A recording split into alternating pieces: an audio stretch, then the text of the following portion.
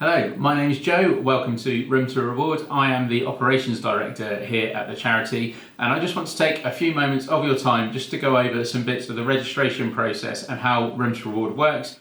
So firstly, I'd just like to go over who Room to Reward is for, and it's very simple. Room to Reward is for any organisation that relies on volunteers to do what they do and to help people in places in need. So whether you are a registered charity, a community group, a grassroots sports club, or any other form of voluntary organisation, as long as you have volunteers within your group that help you do what you do, you are absolutely welcome to join as a partner of ours and give some time back to those wonderful volunteers. As an organisation, we are religiously neutral, so for any faith-based organisations interested in joining us, you're absolutely welcome to, but what I would say is that your nominations have to be for things outside of the religious element of what you do. So whether it's supportive coffee mornings for vulnerable and isolated people, or youth clubs, there would be those sorts of things as opposed to things like missionary work. So what is Room to Reward? Well, Room to Reward was founded in 2015 with a simple idea of putting unsold hotel rooms to good use. Every hotel knows when their busiest times of year are going to be, but the other side of that coin is they can reasonably anticipate when occupancy isn't going to be as high, they're likely to have some empty rooms, and rather than let those rooms go to waste, why not put them to good use and use them as an opportunity to create memorable experiences and give a bit of recognition to people who deserve a bit of a thank you. Now obviously if you're watching this video, you don't need me to tell you how important volunteers are, but that was the deserving group that Room to Reward was set up to recognise in this way. So that was the acorn of the idea back in 2015. This video is being recorded in December 2023, and we now have nearly 1,000 hotel partners located all over the UK, and that is a number that is growing all the time. So depending on when you're watching this, our number of hotel partners is likely to be even higher.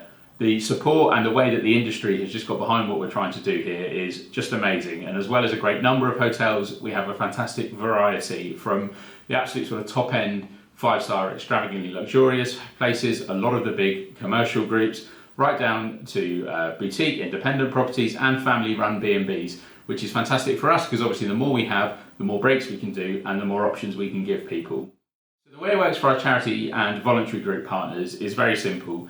You're given a set number of nominations you can make per year, which is based on the number of volunteers that you have at the organisation. Now that is something we try and be as generous and flexible as we can with, but at the same time we're always walking a bit of a tightrope and finding the right balance between firstly making sure that everybody we work with has the opportunity to nominate their volunteers, secondly that the demand on the hotels is very manageable from a business perspective, and also ultimately that everyone nominated for a Room to Reward break has a good choice of hotels to choose from to enjoy.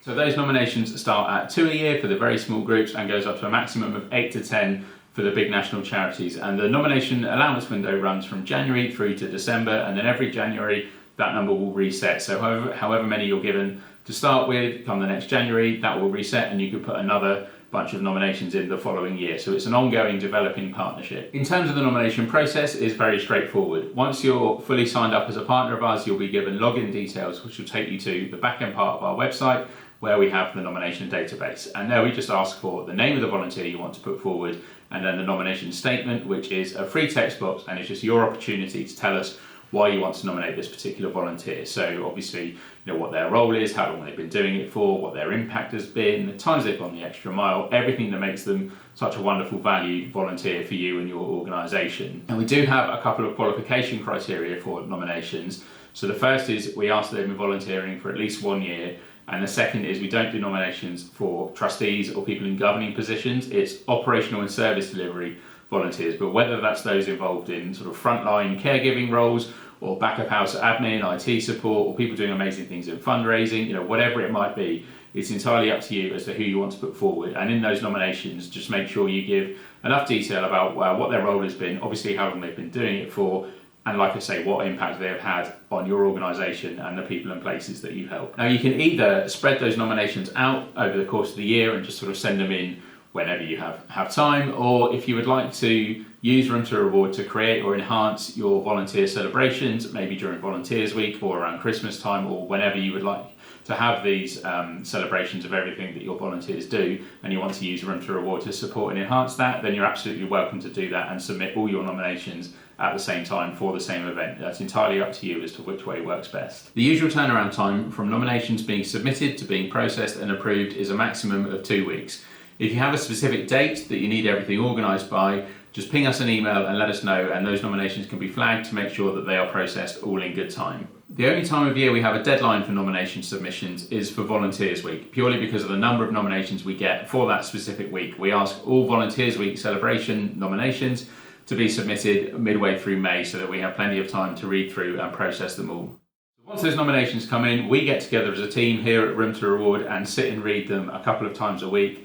A key thing I really want to emphasise is Room to Reward is a thank you. It's not a prize, so there's no sort of lucky dip or prize draw element to the approval process. The nominations aren't judged against each other. There's no sense of competition in that we say yes to some and no to others or anything like that. It's every nomination that meets the criteria I laid out previously will be approved by us, and if we need more information or something, we'll always come back and ask specific questions to get the information we need.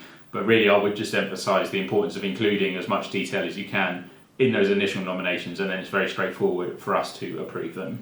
So once the nomination has been approved, you or whoever made the nomination will be sent an email with a link to a certificate for you to present to the volunteer whenever you want to share the good news with them. It'll have a booking guide which just explains to them the steps they now need to take to get their break booked in, and it will also have their booking link. So all of that is sent to whoever submitted the nomination and is there for you to hold on to and pass on to the volunteer at the right time. We only have direct contact with the volunteers themselves when it comes to actually submitting a booking request. So once they click that booking link, it will load up our platform, which just shows all of the hotels that are currently available. So it looks kind of similar to booking.com or Expedia or those sorts of multi-property booking sites.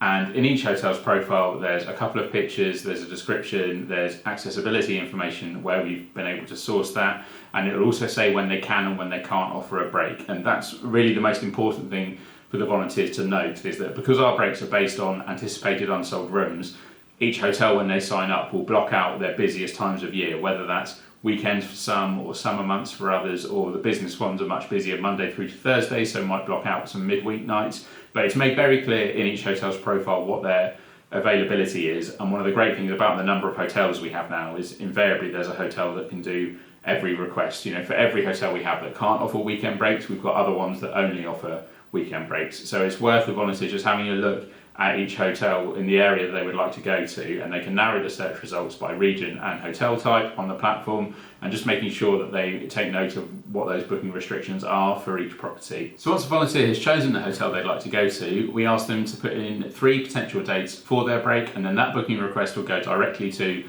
our contact at the hotel, and the team at Room to Reward here will also see that that booking request has been submitted. So it is important that all booking requests are made either through the link that the volunteers are sent. If people are struggling to use the link, they're obviously welcome to get in touch with us and we can submit it on their behalf. But it is important that it's done either via the link or through the Room to Reward team here, so the hotel know what they're dealing with and so that it goes to the right person.